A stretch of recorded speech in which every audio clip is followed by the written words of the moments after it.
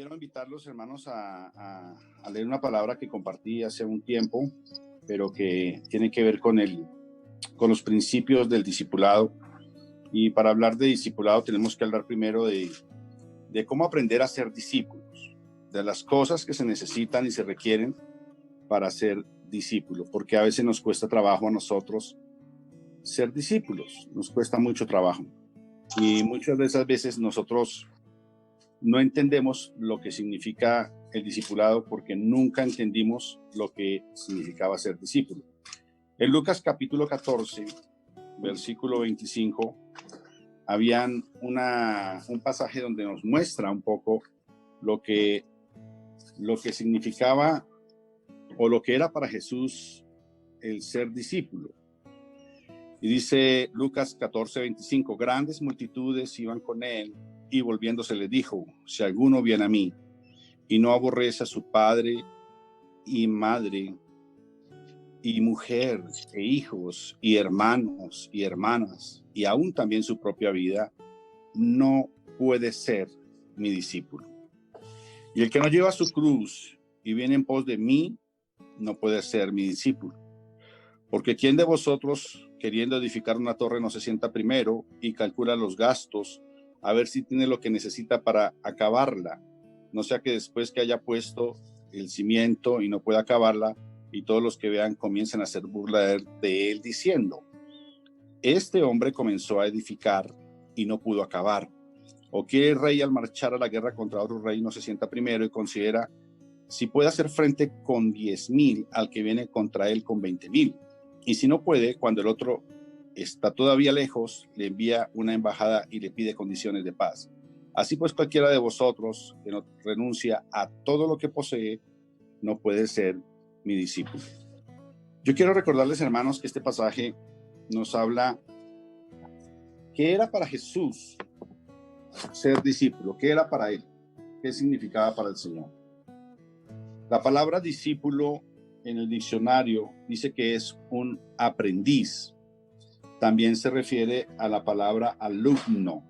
La palabra alumno quiere decir sin luz, la luz o estar en oscuridad.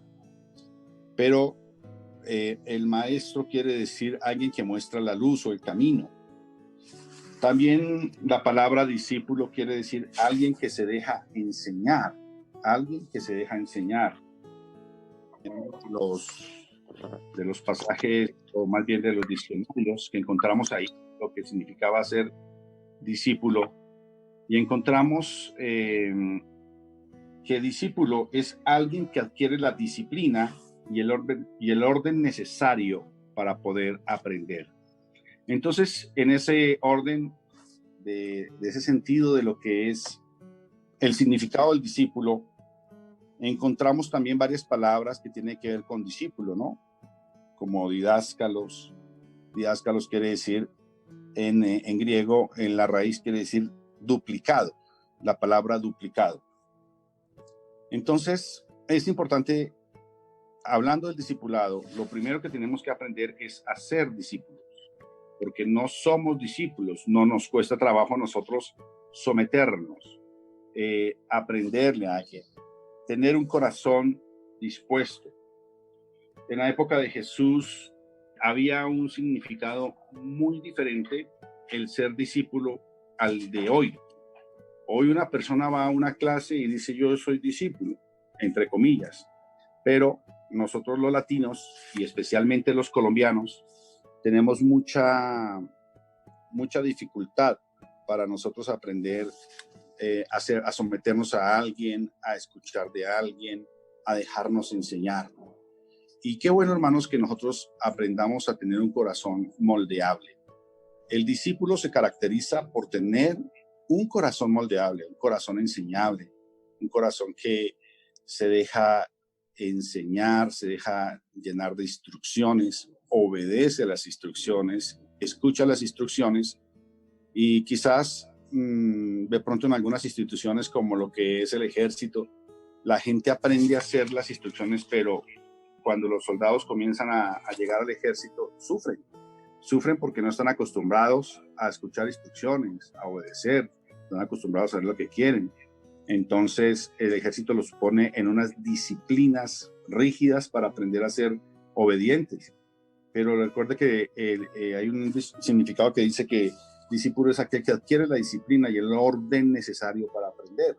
Si no tenemos un orden, una disciplina, no vamos a ser discípulos. Y por eso es muy importante, hermanos, el tener un corazón dispuesto, una voluntad dispuesta a primero ser un discípulo. Quien nunca ha sido un discípulo jamás podrá tener discípulos, porque no sabe lo que es ser un discípulo. Entonces, para nosotros es muy importante siempre trabajar en la dirección de dejarse instruir, dejarse enseñar. La gente en Israel o los judíos desde pequeño aprendían a ser discípulos. Un niño era discípulo de su mamá desde los 3 años, desde que nacía hasta los 3 años. Era discípulo de su padre desde los 3 años hasta los 6 años. Y era discípulo de un rabino desde los 6 años hasta los 13 años. En la época de Jesús, todos los grupos religiosos se preocupaban y se afanaban por tener discípulos. Los fariseos querían tener discípulos, los saduceos querían tener discípulos, los celotes querían tener discípulos, los herodianos querían tener discípulos, Juan el Bautista tenía discípulos y lógico que Jesús tenía discípulos. Entonces todos los grupos de la época, tenemos en Mateo 23 un ejemplo claro de cómo ellos recorrían cielo, mar y tierra para tener un discípulo. Y dice Jesús en Mateo 23 que una vez los fariseos hacían a alguien discípulo, lo hacían 2 veces hijos del infierno, porque ni entraban ellos ni dejaban entrar a los que estaban entrando en el reino de los cielos. Así de que el ser discípulo era como un orgullo en primera instancia. Ser discípulo era algo tremendo. Y recuerde que la palabra discípulo era duplicado. Y literalmente los discípulos eran un duplicado de su maestro, al punto que ellos, hay un pasaje en la palabra que dice que el polvo de tus pies caiga sobre mi calzado. Al punto, ¿eso qué significaba? Que si el maestro caminaba, el discípulo quería poner el pie donde había puesto el pie del maestro. Y por eso él iba un paso atrás. Y el maestro levantaba su pie y el polvo caía sobre el calzado del discípulo. Eso era lo que significaba este pasaje. Entonces, los discípulos en la época de Jesús no era como cualquiera, tenían condiciones especiales, eran personas que eran elegidas. El discípulo no escogía al maestro, era el maestro el que escogía al discípulo. O sea que ser discípulo en la época de Jesús era un privilegio, era un honor, era una honra tremenda.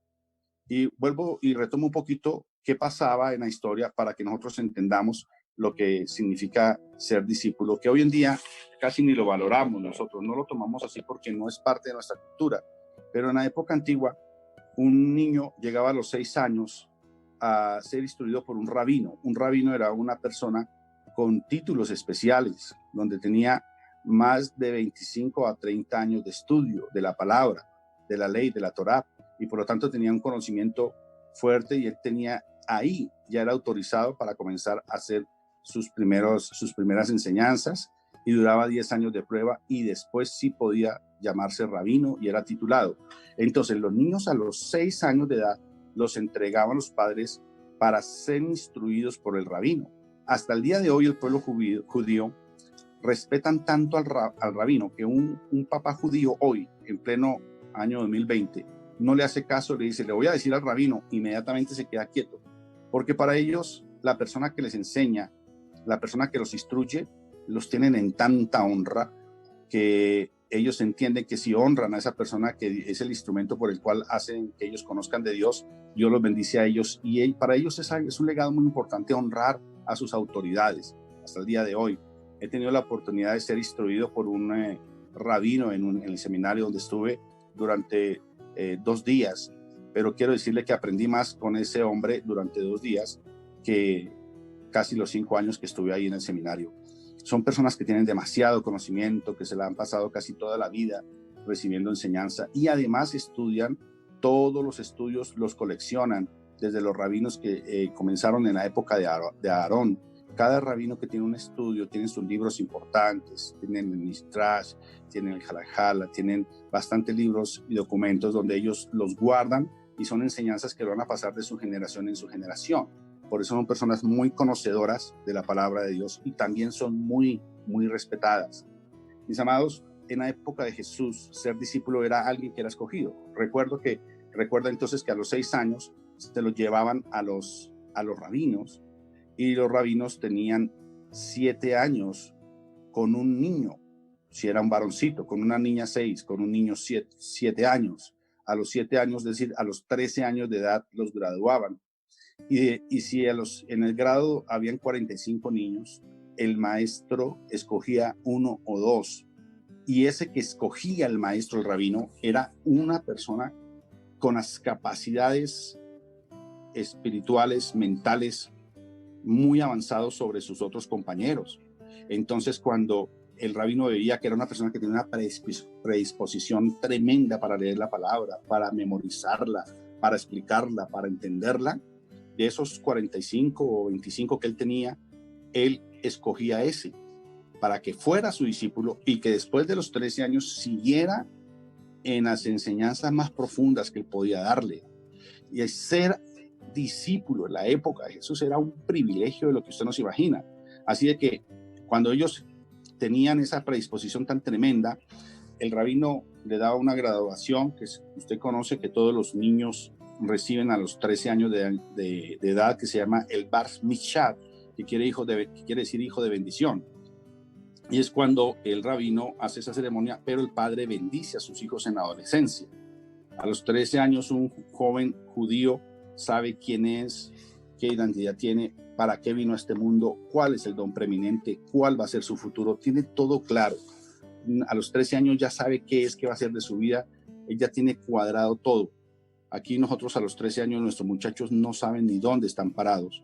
Por eso, cuando a los 13 años el rabino le da una carta a ese muchacho especial, se la da para que se la llevara a la casa y la abriera a las 6 de la tarde. Era una costumbre donde toda la familia se reunía y el padre estaba con ellos para enseñar la palabra, lo que aprendían en la sinagoga y todas esas cosas. Entonces él le daba la carta al papá y el papá abría la carta, y cuando el papá abría la carta y el rabino le decía: tu hijo ha sido seleccionado para que sea mi discípulo, el papá hacía 8 días de fiesta, orgulloso de su hijo porque había sido seleccionado para ser discípulo. Eso era uno de los privilegios que usted no se imagina, tremendo para una persona ser discípulo. Ahora, Jesús, lógicamente aquí está hablando acerca de quien no podía, o sea, de quien no calificaba, quien no tenía las condiciones. Si en la época de Jesús ser escogido por un rabino para ser un discípulo era uno de los privilegios más grandes, más impresionantes, imagínense que Jesús, adicional a eso, les pone otras condiciones que son pocas las condiciones que Jesús pone, pero son totalmente definitivas.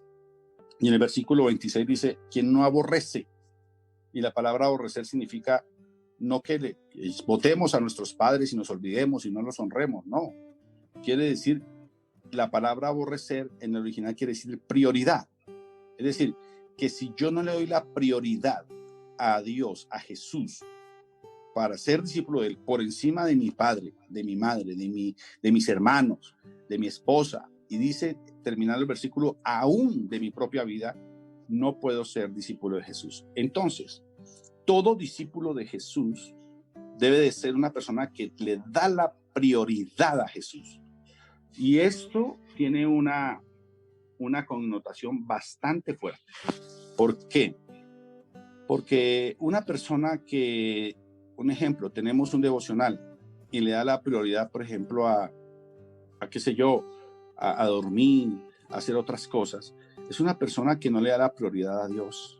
Y que para él no es más importante Dios, porque muchas veces hemos desplazado un devocional por un noticiero, por dormir más, hemos desplazado un devocional por atender a la suegra, al abuelo, al hijo, al esposo. Y esa actitud, cuando usted no le da la prioridad a Dios, quiere decir que en ese momento para usted es más importante el hijo que Dios, que es más importante un noticiero que Dios. Entonces, Una persona que no sabe darle la prioridad a Dios no puede ser discípulo del Señor, porque para ser discípulo del Señor se necesita tener tanta disposición que usted tenga la capacidad de desplazar todo el resto de cosas y solamente darle la prioridad al Señor cuando Él lo requiera y cuando Él lo necesite. Y es muy importante aprender a no decirle no a Dios. Cuando Dios te dice algo, no le puedes decir no. Si tú eres un verdadero discípulo del Señor, no le puedes decir no al Señor, porque para ti es importante lo que Dios te dice, lo que Él te manda, lo que Él te instruye, la indicación que Él te deja. Cuando somos discípulos de Jesús y le damos la prioridad a Él, estamos realmente calificados para hacerlo. Pero si yo digo, no, yo soy discípulo del Señor, yo soy cristiano, pero no le doy la prioridad, escuche la palabra, es prioridad, y prioridad quiere decir que tenemos la capacidad de desplazar las demás cosas y a las demás personas en el momento que Él nos requiera. Veámoslo de esta forma. Si usted fue un militar y está recién retirado, usted pertenece a las reservas del ejército del país, de la nación.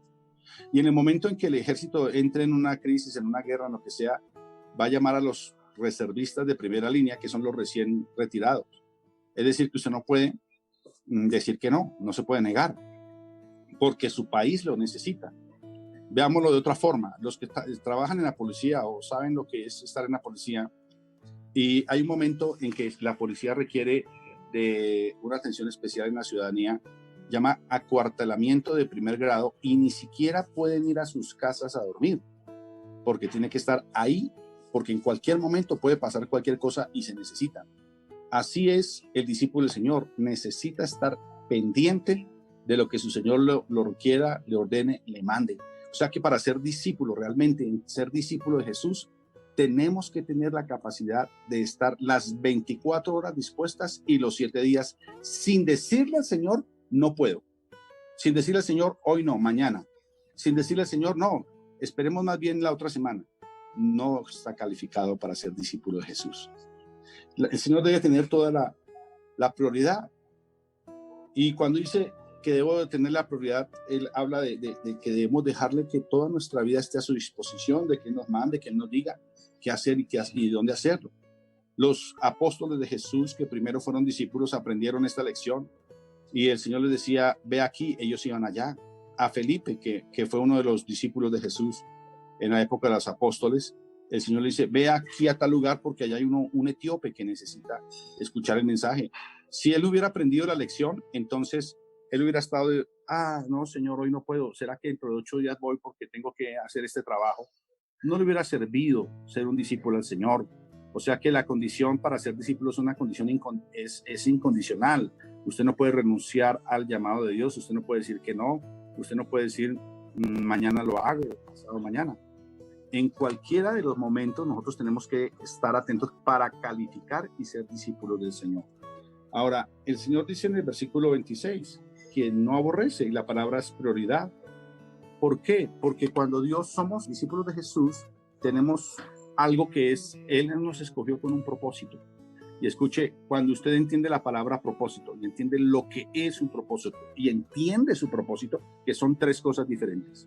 Uno, conocer qué es propósito, porque muchos somos cristianos, llevamos años en la iglesia y no sabemos qué es un propósito. Segundo, no entendemos lo que es un propósito. ¿Y qué es un propósito? Que es la misión más importante de su vida, más que tener lo que usted quiera, desear lo que usted quiera. Cuando usted entiende qué es un propósito, usted entonces toma y asume la responsabilidad. Y tercero es saber cuál es su propósito, por cuál Dios lo llamó y Dios lo escogió. ¿Cuál es el propósito que Dios tiene para su vida? Entonces, ahí usted toma una responsabilidad y toma un sentido en su vida totalmente diferente a lo que hacía. Un mundano no le importa su vida. Toma la vida como quiera, como le venga. Si hoy le fue bien, bien, y si mañana no, y si se tiene que quedar debajo, acostado, no le interesa nada. Pero un cristiano ya no, un discípulo de Jesús no, porque sabe que todo lo que haga tiene un propósito de Dios en su vida, y que todo donde usted vaya debe de haber un propósito de Dios en su vida, y que todo lo que usted haga debe haber un propósito de Dios en su vida. si usted sale de un lugar a otro, si usted va a otra ciudad, usted va a otro país, si sabe que hay un propósito de Dios, usted va porque sabe que su tiempo va a ser aprovechado. Jesús no dormía siquiera. Jesús pasaba las noches enteras porque él sabía que tenía un propósito. Y cuando él entendió el propósito, dijo, para mí, la voluntad de Dios, el comer mi comida, es hacer la voluntad de Dios, y es que estas almas, esta gente que son como ovejas que no tienen pastor, sean atendidas. Para Jesús el tiempo era aprovechable todo el tiempo. Él no desperdiciaba nada, porque él sabía qué era propósito, qué es propósito, cómo funciona el propósito o qué significa el propósito, y tercero, cuál era su propósito, y por eso no perdía tiempo. Entonces, propósito es más importante que mi vida. Propósito es más importante que capricho. Propósito es más importante que tener hobbies. Cuando tengo un propósito y entiendo mi propósito, quiero llegar.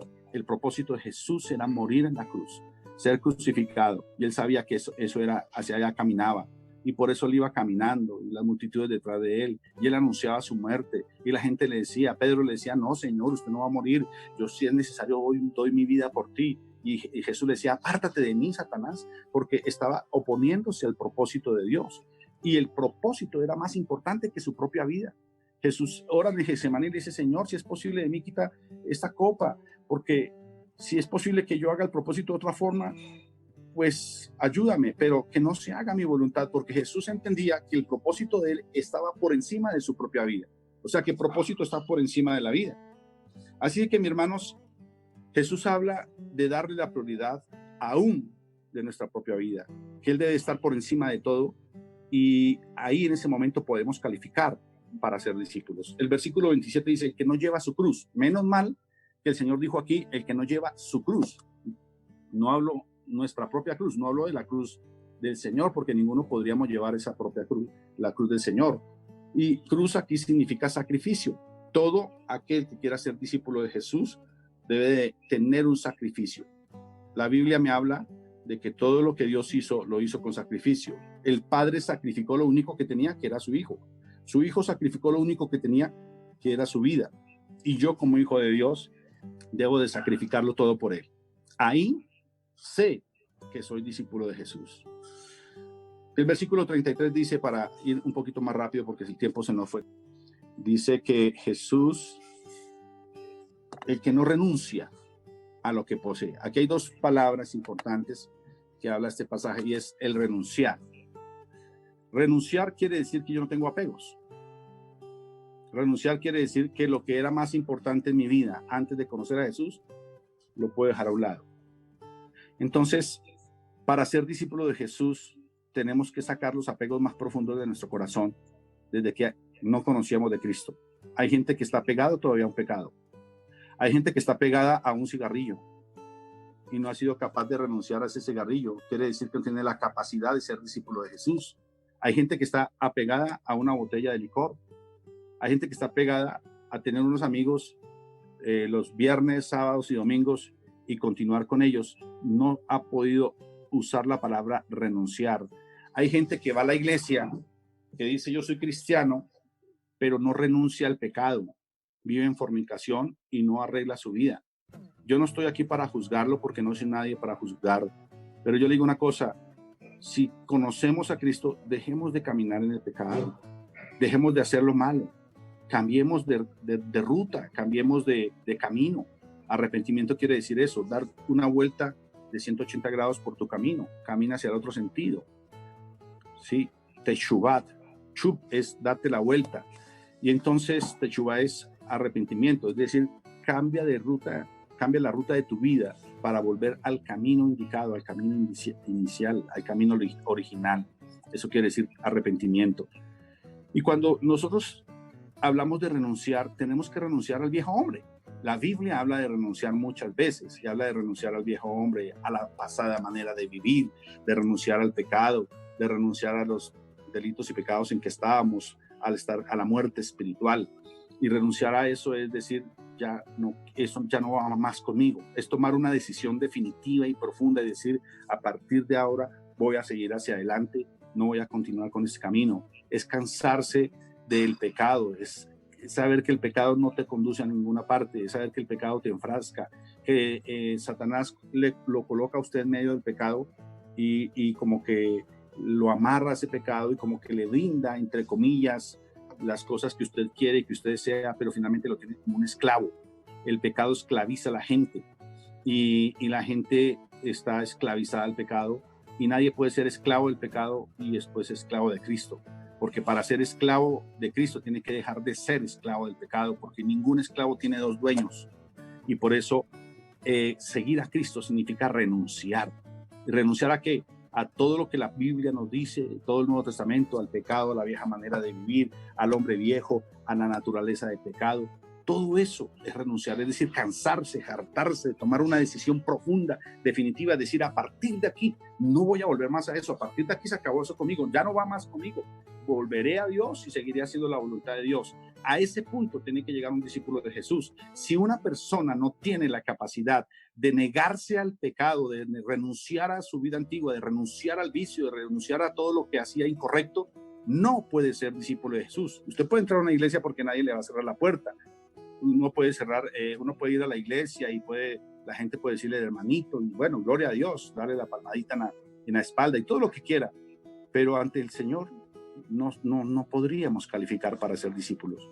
Entonces nosotros vemos muy barato el evangelio, vemos el evangelio muy barato, como que es muy fácil ser cristiano, es te comprar una Biblia y ir a los cultos y ya eso es ser cristiano, pero seguimos con nuestra vida, seguimos con lo que hacemos, no cambiamos, no aceptamos la voluntad de Dios, no entendemos qué es propósito, no conocemos la profundidad del propósito y mucho menos caminamos en el propósito. Cuando somos unos verdaderos hijos de Dios, eso cambia radicalmente. Eso es un giro de 180 grados. Y por eso Jesús dice en el versículo 33, el que no renuncia, necesitamos renunciar a todas las cosas que no nos deja seguir a Jesús, que es el pecado. Y luego dice a todo lo que posee. O sea, necesitamos sacar de nuestro corazón todo espíritu posesivo. Nosotros los latinos somos pero muy posesivos. La mamá quiere ser posesiva de su hijo, así tenga el hijo ya 20, 30 años, quiere seguir dándole la orden como si fuera el niño chiquito de 5 años. Nosotros los padres, nosotros tenemos un hijo que creció y nos cuesta trabajo entender que ya no son niños, sino que hay que dejarle su camino libre, que haga su vida, que tenga su derecho a la individualidad, a la independencia, y que él comience a hacer su vida y lo queremos amarrar y lo queremos tener ahí. Somos tenemos patrones muy equivocados. Cuando tenemos los pequeños es cuando tenemos que disfrutarlos, estar con ellos, compartir.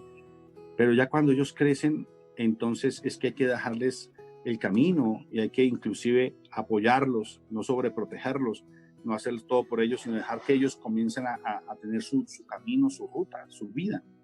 Y el latino y nosotros hacemos todo lo contrario. Cuando están pequeños los descuidamos.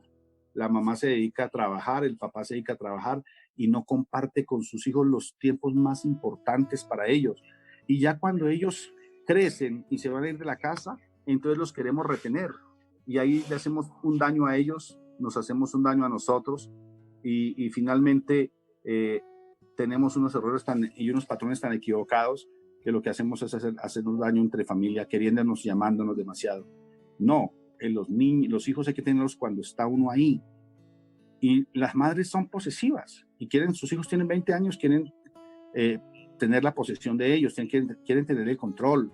Nosotros somos posesivos con todo. En la iglesia usted puede ver líderes que son posesivos y cuando a otro líder está haciendo algo se siente incómodo, le dice, pastor, pero es que este hermano está en pecado, este hermano está mal, se siente incómodo porque no lo tiene en cuenta, porque usted no es protagonista, porque no está ahí, porque no está acá. Claro que eso no sucede en casa de oración, eso es en otras iglesias, pero ustedes son una bendición poderosa, amén, mis hermanos. Pero digo yo, que el que es posesivo quiere tener el control, quiere tener el dominio, y para ser discípulo de Jesús nosotros no podemos tener dominio, porque el discípulo de Jesús aprende que el que tiene el control y el dominio es el Espíritu Santo de Dios. Entonces, si el Espíritu Santo de Dios tiene el dominio, la obra de Dios va a salir adelante. Pero si yo soy el que quiero tener el control, las cosas van a ir hacia abajo. Y hay cantidad de pastores que quieren dominar la iglesia, cantidad de líderes que quieren dominar. Hay líderes que quieren dominar hasta el pastor. y que saben que si no hace lo que él dice, se van de la iglesia, porque yo soy el que más diezmo, yo soy el que estoy aquí, yo no voy, el pastor no me hace caso, con la excusa de que esa iglesia está mal, que el pastor está equivocado, que no tiene una sana doctrina. Y todo el que es mal discípulo sale de una iglesia para otra. Claro, hay gente que sale porque tiene razones justificables, como el cambio de una ciudad a otra, en fin, muchas cosas, un plan de Dios, una dirección de Dios. No quiero decir que todos son así, pero un mal discípulo está cambiando de iglesia continuamente.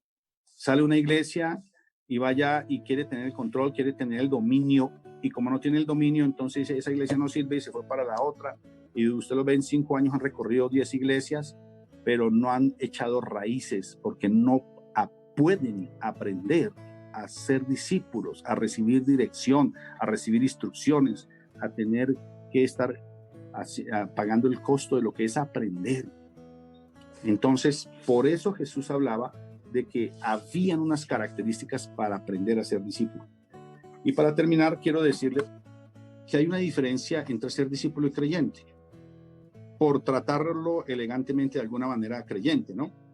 Porque el creyente lucha por creer, pero el discípulo lucha por reproducirse. El creyente espera que le den la comida, le den el alimento, que le den la palabra. El discípulo alimenta a otros, le da la palabra a otros. El creyente se gana, el discípulo se hace. Un discípulo cuesta, y cuesta mucho. Realmente un discípulo cuesta mucho, porque un discípulo es como un hijo, un proyecto que cuesta, que hay que invertir tiempo, hay que invertir dinero, hay que invertir perdón.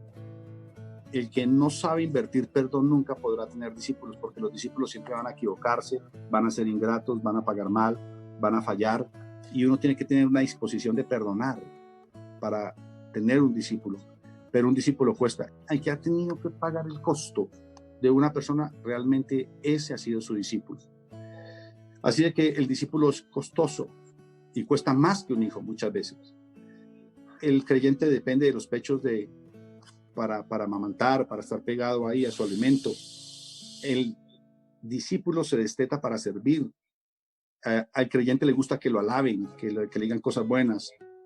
Al discípulo le gusta es el sacrificio. El creyente da parte del dinero. El discípulo entrega todo su dinero, toda su vida, todo lo que tiene. El creyente cae en la rutina. El discípulo cae en el avivamiento. El creyente busca que lo aman o que lo amen, que lo quieran. Busca amor. El discípulo busca amar a otros. El creyente espera que le asignen una tarea. El discípulo asume una responsabilidad. El creyente murmura, reclama y critica. El discípulo obedece y se niega, aunque sepa que no está de acuerdo. El creyente le gusta que lo visiten, que sea visitado. El discípulo visita a otros. El creyente busca las promesas de Dios, las subraya en la Biblia y todas las quiere para él.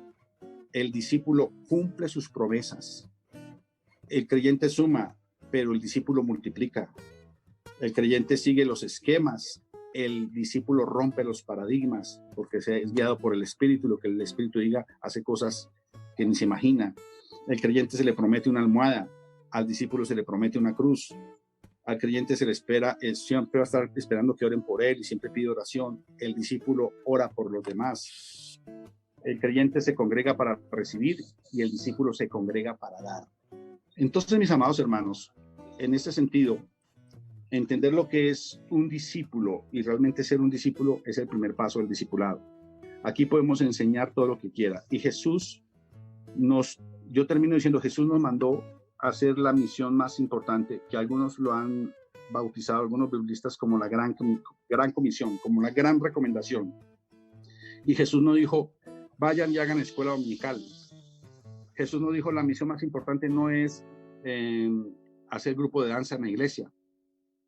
Jesús no dijo, la misión más importante de ustedes ahora es tener grupos de alabanza, tener computadores y tecnología, aunque todo esto pues no está mal, ¿cierto? No estoy en contra de eso. Estoy explicando que no es la misión más importante.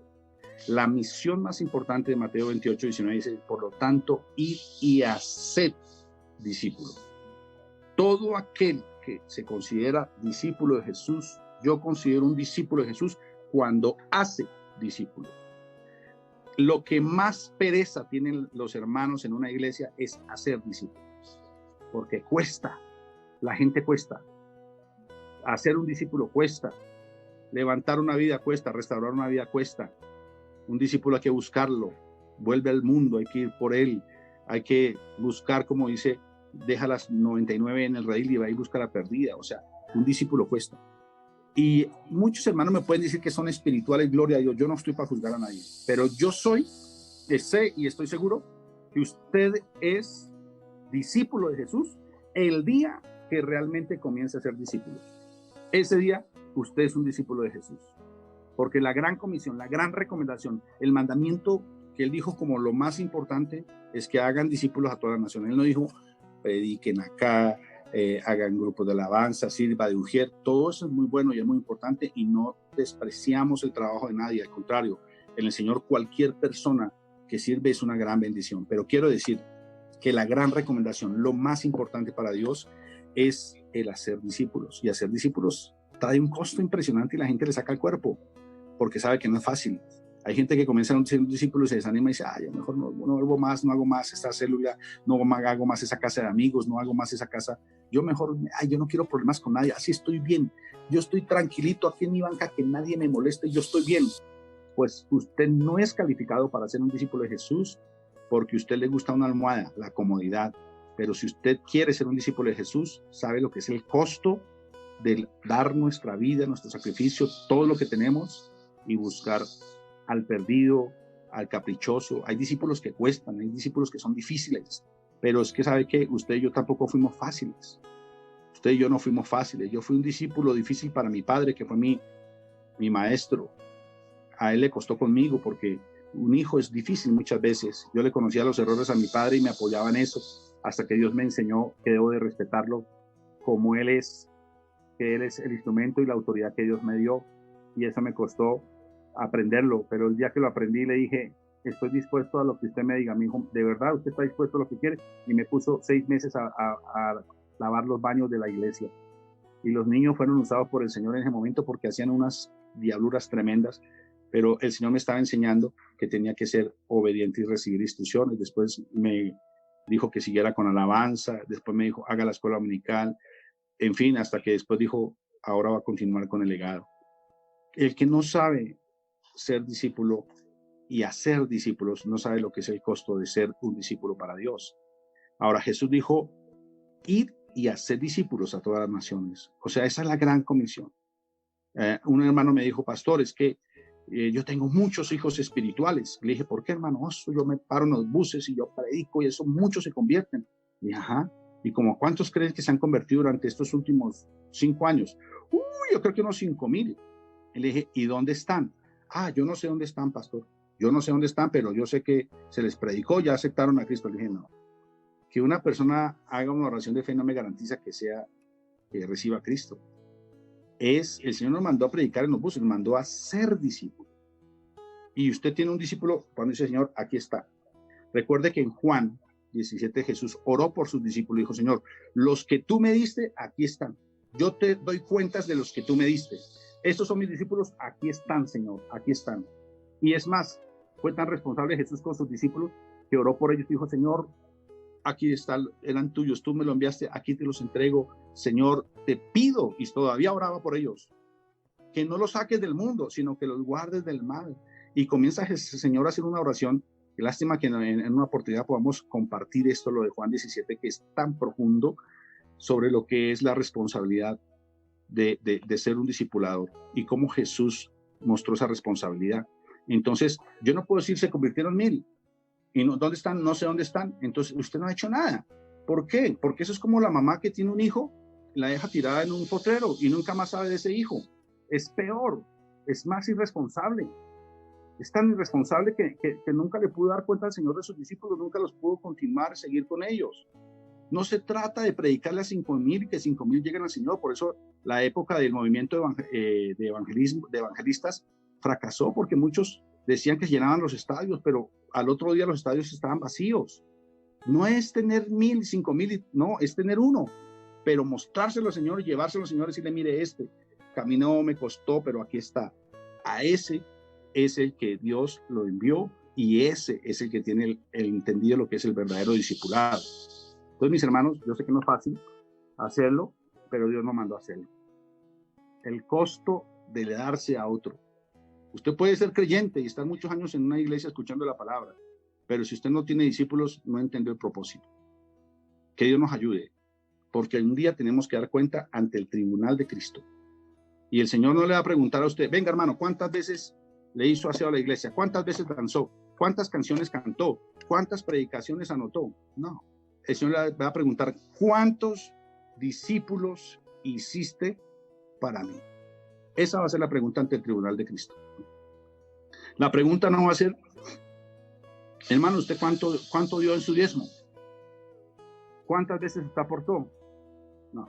La pregunta es, ¿cuántas veces usted dio mercado a los pobres? No.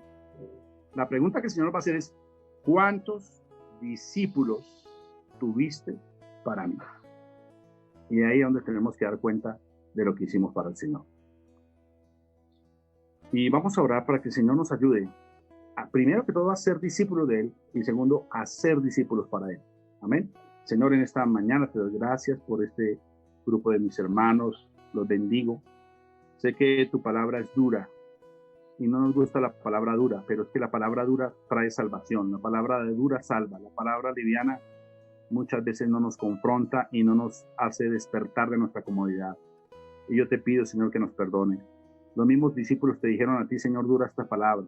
Y el Señor dijo, si ustedes quieren, vayan. Pero Pedro dijo, ¿a quién iremos si solo tú tienes palabras de vida eterna? Y sabemos que la palabra dura es palabra para vida eterna. Y yo te pido, Señor, que nos ayude, Señor, porque todos estamos caminando en esta ruta, en este camino. Nadie puede ser excluido de este llamado que tú tienes para nosotros. Por eso te ruego que nos ayudes primero a ser discípulos para ti, a renunciar, Señor, a llevar esa cruz, ese sacrificio, a renunciar a lo que tenemos que renunciar para estar dispuestos para ti y a dejar ese deseo de posesión. Ayúdanos, Señor, y te pido que nos des la capacidad de hacer discípulos para ti. Gracias, Señor. Amén.